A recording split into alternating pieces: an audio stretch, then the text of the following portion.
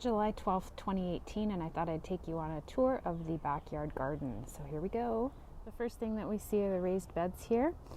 This year I decided to focus one raised bed entirely on cut flowers just to see how they would do, and they've been doing really well. The snapdragons here in the middle are almost at their end because it is really warm here and they like cooler climate or cooler temperatures. So they're just finishing up, and when they're done I'm going to take them out and replace them with zinnias that I've started in flats. This is a really nice rudbeckia called Prairie Sun, which I'm growing for the first time this year. We have some calendula here.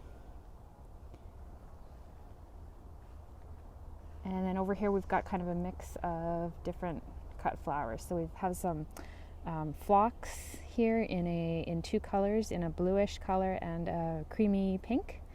And then we have some zinnias that are filling in gaps here. We have lots of poppy pods. The poppies have finished blooming because it's gotten way too hot for them. We have some larkspur, the blue larkspur, which I'm really impressed with. This is my first year growing them. And then this is Amy Green Mist. And then the shorter plants here are Feverfew. There's two types. The one is the double white, and then we have Sunny Ball, which is the yellow, sort of the little yellow caps. Over to the right we have another series of raised beds and kind of makeshift raised beds. This has kind of got a bunch of different things. It has parsley, it's got peppers, has some eggplants. We already have one growing here. It has two random tomato plants that I bought individually. One is called Sicilian Saucer, and that one is new to me, so I'm hoping to get some good sauce tomatoes from it. And then the other one is Chocolate Sprinkles. It's a new type of cherry tomato, so it has stripes and it's apparently quite good, so we'll see what the verdict is on that. And then over here is the main tomato bed, and I've expanded it this year. So initially it was just this one 8-foot long bed, and then I attached another almost, I think, 6 feet of raised bed there. And ironically, that part is doing much better, probably because the soil hasn't been depleted yet, but it really was a mishmash of stuff that I put in. So I put in a lot of fall leaves from the trees in the area, and then I put topsoil. I don't think I put manure in there, but I sort of mixed in a miscellaneous blend of soils, and this one I just keep amending the soil every year. I do grow tomatoes in here often, even though I should probably be rotating the crop. It's just this gets the most sun, and this seems to be the best for growing vegetables.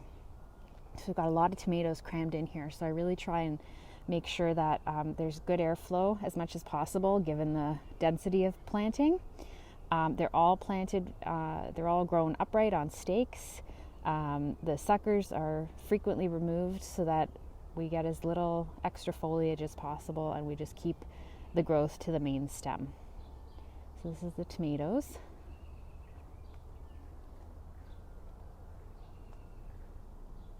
Off to one corner here next to one of these raised beds, I have all the dahlias that I've planted. So I went a bit crazy again because I was on a cut flower binge in terms of buying seeds and tubers.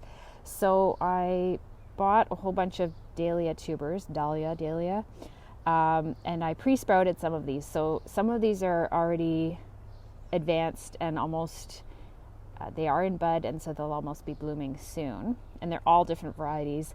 Most of these in this area are the dinner plate varieties. So they should be very, very large when they actually flower.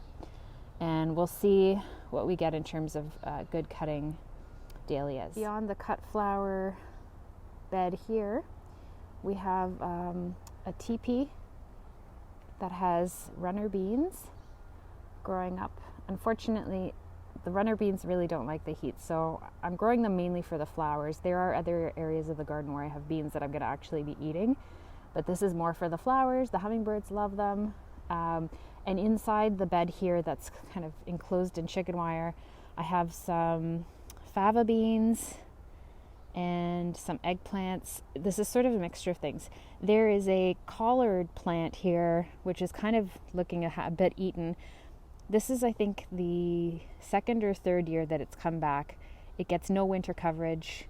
It just dies back and then regrows, which is quite remarkable considering we had one of the coldest winters on record this past winter. Over here, we have the rhubarb bed, the rhubarb and the garlic bed. So the rhubarb is pretty much done. In the middle, there are, let's see if we can see it here. So there's camassia bulbs that have finished, they've long finished flowering, and I sort of tied them up to get them out of the way. I've kind of filled in gaps here with some kale. And this is also where I plant the garlic in the fall. So the garlic will be harvested very soon, later this month. But this is where I tend to plant the garlic. And once those are out, then probably the gaps will be filled in with more zinnias. This is another angle of the cut flower bed. Past that is some more runner beans with some actual pole beans as well, which like the heat much more. So there's a purple variety and a yellow variety, which they haven't started producing yet. Oops, off to the edge here. So this is more the permaculture edge. It's kind of got edible shrubs. So we have sea buckthorn. We have a rose here, which is not, I guess you could eat it, but it's more ornamental here. There's gooseberries. Beyond here we have an obelisk with a kiwi, an Arctic kiwi, so that's the female, and the male is on the opposite side of the obelisk. And beyond here, this is actually, I have to refill the water dishes. These are the water dishes that I keep out for the wildlife at night. There's some orchids hanging up there. Beyond our runner bean trellis, we have the skeleton of the $50 portable greenhouse that I purchased at Christmas tree shops in America. So I kept the frame up over the summer, and I'm actually using it to grow beans. The beans are in grow bags, and these are all going to be for drying. So these are all varieties that are good to use as dried beans. If I can get in here, there is a pot that has 2 cucumber plants in here, right here, down there. And so the cucumbers are also just growing up through the beans. They're actually attaching, I think, to some of the beans, and I've also put string up to help support everything. And then over here we have the perennial bed. It's actually got a sprinkler there because it's been so dry that I finally decided to water. So hopefully you can kind of see everything. It's a lot of green right now.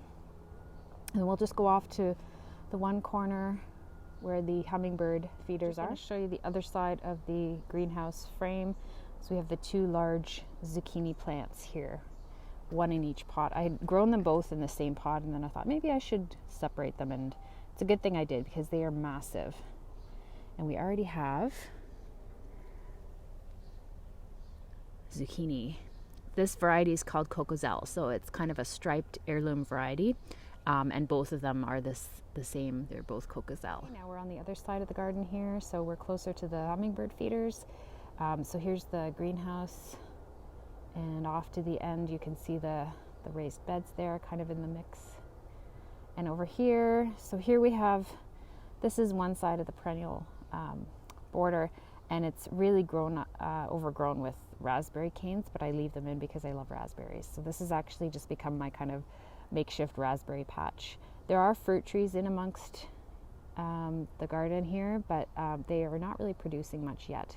They're still fairly young. This one has some peaches on it. Don't know if you can see. There's a few peaches, but it seems to be suffering a lot from peach leaf curl, so this year it really hasn't done very well. Here's some feeders. These are oriole feeders, and off to the far part of the yard are the hummingbird feeders, which are frequented by hummingbirds. And here, to kind of add some enticement, is a zinnia bed. So I'm growing it for cut flowers, but it's also very attractive to hummingbirds and butterflies. So it's just getting started.